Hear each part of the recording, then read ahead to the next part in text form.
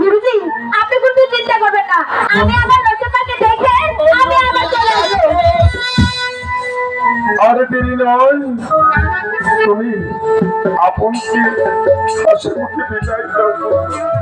তুলাকেও তাড়াতাড়ি চলুন না দাদা বাবু, আমি আমার মাকে দেখতে যাবো।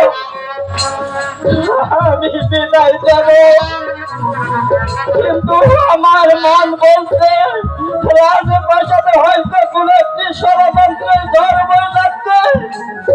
কিন্তু আমি কি করবো? মহারাজের আদেশ আপন দুলালকে আমার বিদায় দিতে হবে, কিন্তু বিদায়ের বেলায় আমার তো এদের দেওয়ার মতো কিছু নেই বন্ধুদের কাছে। আমি আপনকে আমার এই গায়ের চাদর খানা গুরুজি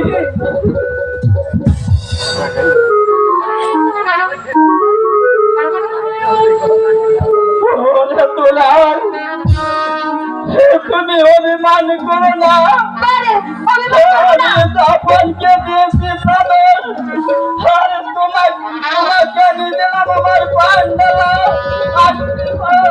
সত্যি বলছো গুরুজি? আর সত্যি বলেছি গুরুজি ও দাদামণি, চলো না আমি আমার মাকে দেখতে যাবো। তুমি আজ তখন তাহলে আসি বন্ধু।